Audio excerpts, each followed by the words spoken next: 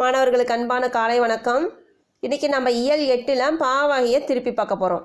உங்களுக்கு காலாண்டு, இடைப்பருவ தேர்வு, அரையாண்டு எந்த தேர்வாக இருந்தாலும் பாவகை அணி இது ரெண்டில் இருந்து கண்டிப்பாக உங்களுக்கு கேள்வி அதில் கேட்பாங்க.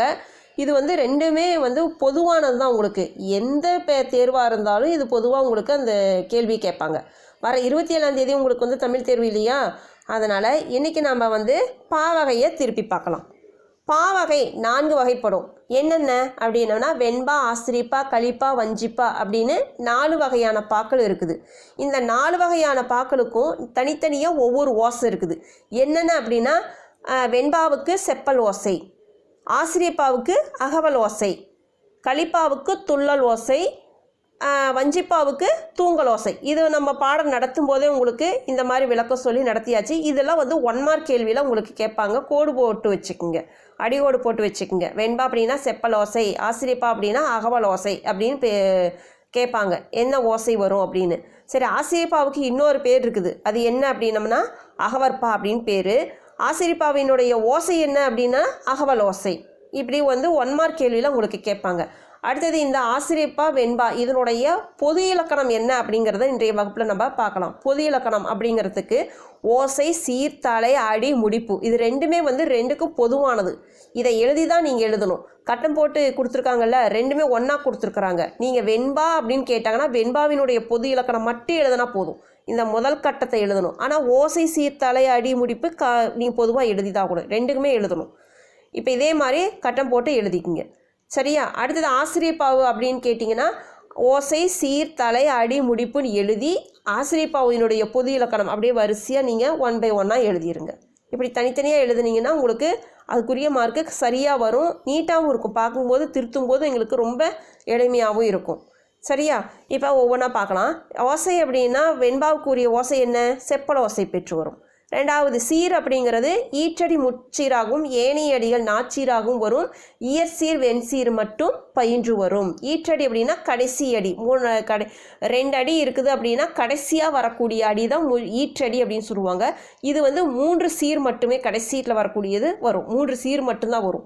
திருக்குறள் எடுத்துக்கிட்டிங்கன்னா 2வது அடி பார்த்தீங்கன்னா எப்படி இருக்குது? 2வது அடி தான் ஈற்றடி அப்படின்னு சொல்லுவாங்க. இது 3 சீர் மட்டும்தான் வரும். மீதி இருக்கக்கூடிய எல்லா அடிகளும் 4 சீர் வரும். இது வெண்பாவுக்குரிய இலக்கணம். அடுத்தது தலை. தலை அப்படின்னம்னா என்ன? தலையில் மொத்தம் 7 இருக்குது. என்னென்ன அப்படின்னம்னா இயற்சீர் வெண்டலை, வெண்சீர் வெண்டலை, கடித்தலை, ஒன்றிய வஞ்சித்தலை, ஒன்றாத வஞ்சித்தலை, நேரொன்றாசிரியத்தலை, நிறையொன்றாசிரியத்தலை. இது மொத்தம் 7 இருக்குது. இந்த 7ல் இயற்சீர் வெண்டலையும் வெண்சீர் வெண்டலையும் மட்டும் இந்த வெண்பாவுக்கு பயின்று வரும். அடுத்தது அடி அப்படின்னம்னா இது 2 அடி. 2 அடியில் ஆரம்பித்து 12 அடி வரைக்கும் போகுமா. எது? வெண்பா.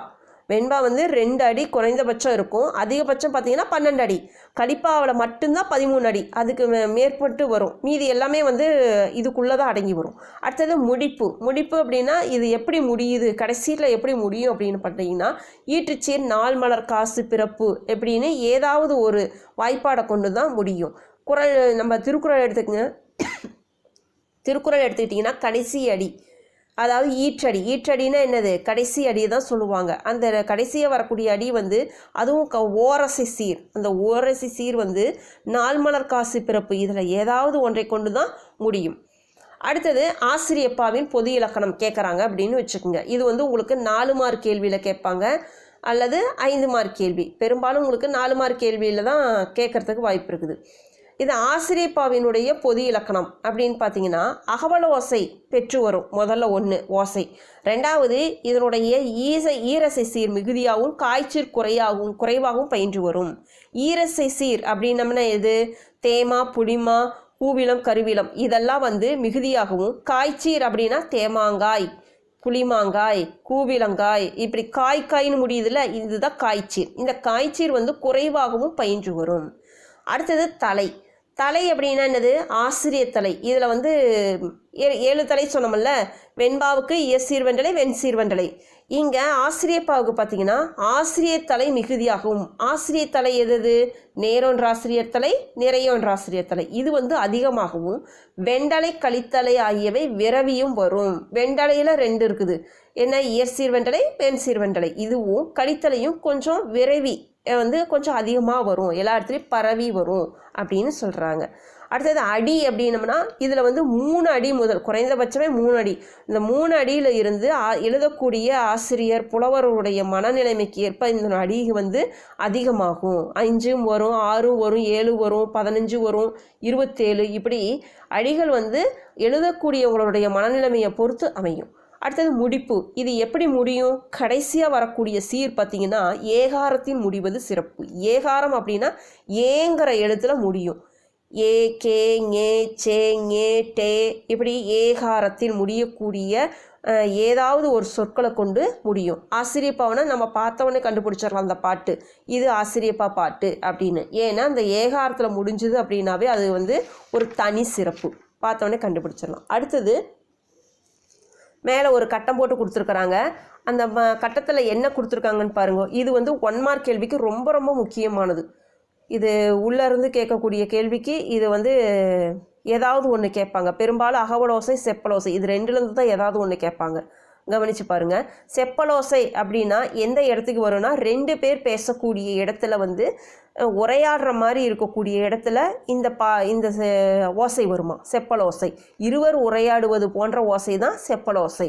2வது அகவலோசை அப்படின்னா ஒருவர் பேசுதல் போன்ற சொற்பொழிவாற்றுதல், மேடை பேச்சில் வந்து பேசுகிறாங்கல்ல, சொற்பொழிவாற்றுகிறாங்கல்ல, அந்த மாதிரி ஆற்றும் பொழுது வரக்கூடிய ஓசை அது வந்து அகவலோசை. அடுத்தது துள்ளலோசை. கண்ணுக்குட்டி எப்படி துள்ளிக்கிட்டு ஓடுதோ அதே மாதிரி தான் இந்த பாடலும் எப்படி இருக்குன்னா தாழ்ந்து அதுக்கப்புறம் உயர்ந்து, தாழ்ந்து உயர்ந்து, இப்படி தான் பாடல் வரிகள் இருக்கும். இந்த மாதிரி வந்ததுன்னா அது வந்து துள்ளலோசை.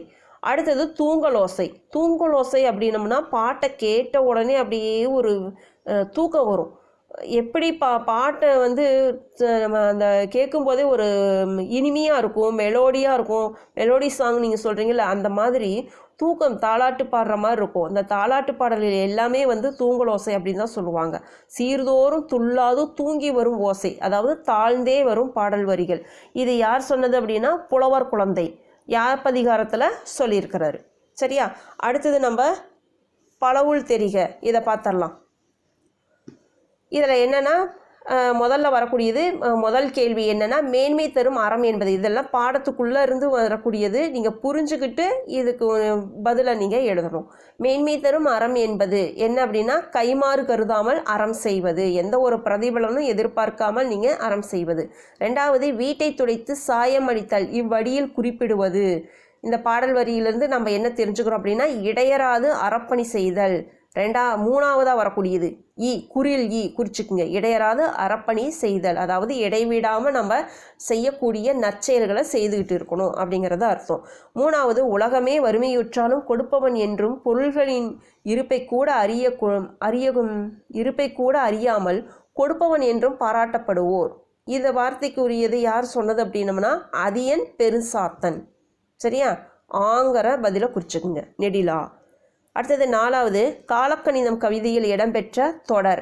கண்ணதாசன் எழுதின காலக்கணிதம் பாடல் இருக்குதுல்ல, இதுலேருந்து வரக்கூடிய வாசகம் தொடர் என்ன அப்படின்னு கேளுங்க. இந்த 4 கொடுத்துருக்காங்க. அந்த 4ல் எது வரும் அப்படின்னா இகழ்ந்தால் என் மனம் இறந்து விடாது, முதல் பதில் தான். ஆங்கிற குறியில் குறிச்சுக்குங்க. குறியில் ஆ. இகழ்ந்தால் என் மனம் இடையராது இறந்து விடாது அப்படின்னா இகழ்ந்தால் என் மனம் வந்து துன்பத்தால் பேசக்கூடியதுனால என்னுடைய மனசானது இறந்து விடாது அப்படிங்கிறது அர்த்தம். அடுத்தது 5வது சிலப்பதிகாரத்திலும் மணிமேகலையிலும் அமைந்த பாவினம் என்ன, அகவற்பா.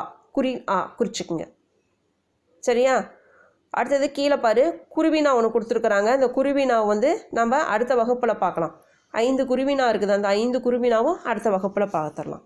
நன்றி, வணக்கம்.